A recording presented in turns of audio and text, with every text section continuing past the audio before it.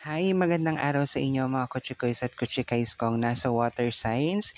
Ito na ang inyong general career aspect reading, no, for each of the water signs. Sa ngayon, meron tayong Cancer, Pisces, and Scorpio. Unahin na natin ang sa Cancer kung ano nga ba ang nangyayari sa iyong career or trabaho.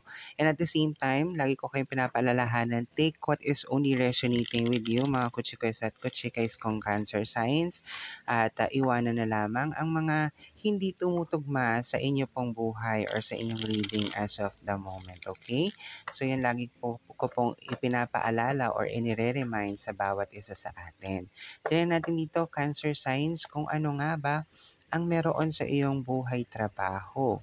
Okay.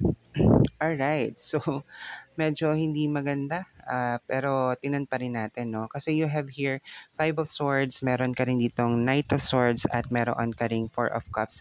Maaring ang ilan sa inyo mga Cancer signs ay masyado na-overthink, nakafocus sa problema, at maaring ang ilan sa inyo ay napahiya sa trabaho, no? Kaya ang ilan ay gustong umalis, mag-resign, maghanap ng ibang trabaho, na maaari ng ilan sa inyo ay naghahanap ng much better na income or salary, no, sa inyong career or sa trabaho man yan.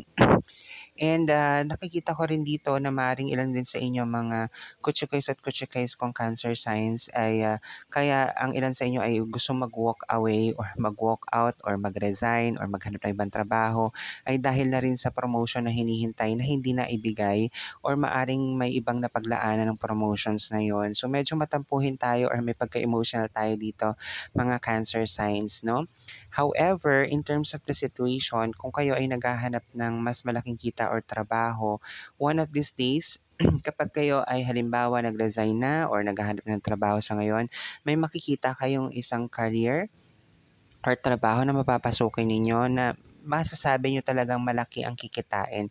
At iyan ay sa pamamagitan ng inyong pagtsatsaga at pagsusumikap, no? Kasi nakikita ko rito kung ilan sa inyo ay mga nag apply pa lang at naghahanap ng trabaho dahil sa umalis or nag-resign sa kanilang mga previous jobs or previous career, ay makakita naman kayo at makakahanap kayo ng inyong trabaho or career sa mga susunod na araw or mga linggo na daraan, at ito ay magbibigay sa inyo ng much better na income or salary na inyong maaaring pinapangarap or at least hinihiling, no? Kaya lang sa ngayon nagmumukmuk or nagiging emotional at nagiging overthinker. So ang masasabi ko lang, put your thoughts into order and have a positive manifestation in life, mga Cancer signs.